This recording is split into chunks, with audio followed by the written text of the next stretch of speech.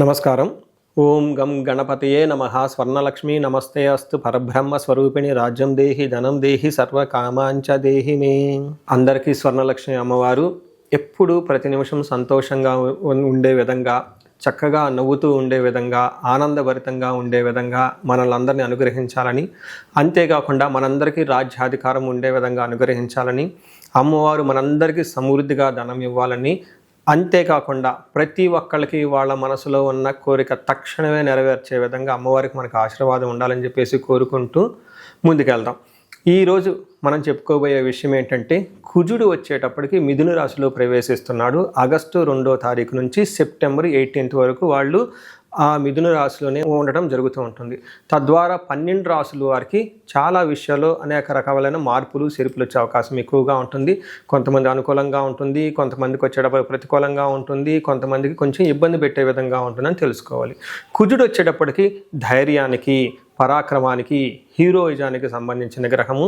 కుజుడు వచ్చేటప్పటికి energy, strength, initiative అనే పనికి ముందుకెళ్ళాలని దానికి సంబంధించిన గ్రహము. యంగర్ బ్రదర్స్ సిస్టర్స్ ఎవరంటే వాళ్ళకి సంబంధించిన గ్రహము. అంతేకాకుండా మోస్ట్ ఇంపార్టెంట్, కుజుడును భూమి పుత్ర అంటారు. అంటే ల్యాండ్స్, ప్రాపర్టీస్, బిల్డింగు, కన్స్ట్రక్షన్ వీటికి సంబంధించిన గ్రహం. కుజుడు వచ్చేటప్పటికి మిలిటరీ, పోలీస్, సైన్యాధ్యక్షులు ఇలాంటి వాటికి సంబంధించి, వెపన్స్కి సంబంధించిన గ్రహము. అలాగే కాకుండా కుజుడు వచ్చేటప్పటికి ఫైర్, హీట్, ఇంజనీరింగ్, టెక్నాలజీ, ఫోర్స్ని అప్లై చేసే ఇట్లాంటి పనులన్నిటి కూడా కుజుడికి సంబంధించిన గ్రహం. ఇలాంటి కుజుడు మిథున రాశిలో 45 రోజులు సుమారు ఉండటం వల్ల మిగతా 12 రాశుల వరకు ఎలా ఉందో మనం చూద్దాం. మనం వృషభ రాశి గనుక చూస్తే దీని ప్రభావంతో ఎలా ఉండబోతుందంటే, వృషభ రాశి వారికి 2వ స్థానంలో ఈ యొక్క కుజుని యొక్క సంచారం జరుగుతూ ఉంటుంది. ఎప్పుడైతే 2వ స్థానంలో కుజుని యొక్క సంచారం జరుగుతుందో వాళ్ళకి ధనానికి సంబంధించిన వ్యవహారంలో కొంచెం ఇబ్బంది పడే అవకాశం ఎక్కువగా ఉంటుంది. దాచుకున్న ధనం, కూడబెట్టిన ధనం విషయంలో ఖర్చు పెట్టే అవకాశం ఎక్కువగా ఉంటుంది. ఫ్యామిలీకి సంబంధించిన వ్యవహారము, ఇంటి వాతావరణం అంతా కొంచెం డిస్టర్బ్ అయ్యే అవకాశం ఎక్కువగా ఉంటుంది. మాట్లాడే మాట చాలా కటువుగా ఉంటుందని చెప్పుకోవాలి. అలానే ఫుడ్స్ వచ్చేటప్పటికి ఈ టైంలో ఆల్కహాల్ తీసుకోవటం, బాగా పుల్లటి వస్తువులు తీసుకోవటం, బాగా స్ట్రింజెంట్గా ఉండే ఒక పదార్థాలు తీసుకునే అవకాశం ఎక్కువగా ఉంటుంది. అయితే బేసిక్ ఎడ్యుకేషన్ ఎవరైతే చేస్తారో ఎల్కేజీ, యూకేజీ, 5th క్లాస్ లోపు ఇలాంటి వాళ్ళకి ఎడ్యుకేషన్కి సంబంధించిన వ్యవహారాలలో కొంచెం స్లోగా ఉండే అవకాశం ఎక్కువగా ఉంటుంది. టోటల్గా చూసుకుంటే కొంచెం వాళ్ళ కంటికి నొప్పి కానివ్వండి, తర్వాత కళ్ళకు సంబంధించి, కుడి కంటికి సంబంధించి ప్రాబ్లమ్స్ వచ్చే అవకాశం ఎక్కువ ఉందని మీరు గమనించుకోవాలి.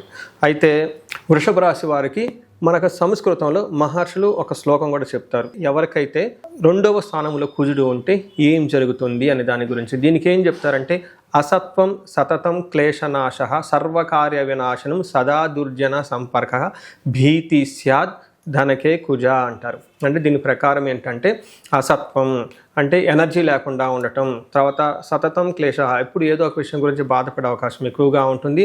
ముఖ్యంగా గుర్తుపెట్టుకోండి, సర్వకార్య వినాశనం, ఏదైనా కనుక పని చేస్తే అందులో ఆటంకాలు ఉంటాయని తెలుసుకోవాలి. నెక్స్ట్ చెప్పబోయే చాలా ముఖ్యమైనదండి, సదా దుర్జన సంపర్క, ఎప్పుడు మీ చుట్టూ చెడ్డవాళ్ళు ఉంటారని గమనించుకోండి. ఈ టైంలో చాలా వరకు చెడ్డవాళ్ళు ఉండేసి మిమ్మల్ని ఇబ్బంది పెట్టే విధంగా ఉంటారు. అందుకని ఎవరిని పెడితే వాళ్ళని నమ్మొద్దు. మీకు పక్కన చేరి మీకు చేత డబ్బులు ఖర్చు పెట్టించి వృధాగా మీ చేత అనవసరమైన వాళ్ళ ఖర్చులు పెట్టించి మళ్ళీ తిరిగి మిమ్మల్ని అనే అవకాశం ఎక్కువగా ఉంటుంది. కొంచెం జాగ్రత్తగా ఉండటం ఎంతైనా అవసరం. వీటితో పాటుగా కొంచెం భయం గొలిపే సంఘటనలు కూడా జరిగే అవకాశం ఎక్కువగా ఉంటుంది.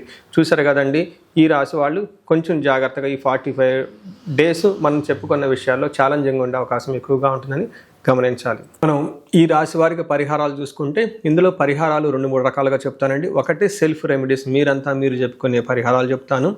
2వ పరిహారం మీరు గమనించుకుంటే, ఈ యొక్క శ్రావణ మాసాన్ని దృష్టిలో పెట్టుకొని ఈ శ్రావణ మాసాన్ని ఎలా సద్వినియోగం చేసుకోవాలో దాని గురించి పరిహారాలు చెప్తాను.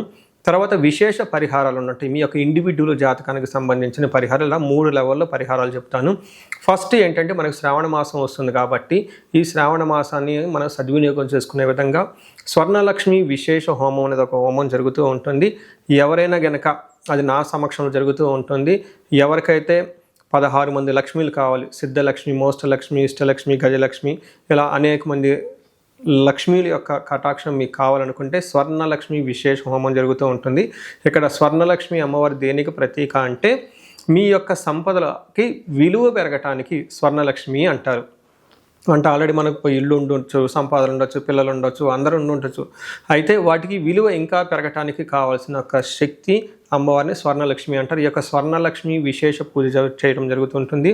అమ్మవారికి ఎంతో ఇష్టమైన తామర పూలతో ఈ యొక్క హోమం చేయటం జరుగుతుంటుంది. అమ్మవారికి ఇష్టమైన అనేక పుణ్య ద్రవ్యాలు మొత్తం ఈ పూజా సామగ్రి వాడటం జరుగుతుంటుంది. ఇది అయిపోయిన తర్వాత ప్రతి ఒక్కరికి 3 వెండి కాయిన్స్ ఇవ్వడం జరుగుతుంటుంది. ఒకటి బీరువాలో పెట్టుకోవడానికి, ఒకటి మీ పర్సులో పెట్టుకోవడానికి, ఒకటి పారే నీళ్ళల్లో డ్రాప్ చేయడానికి.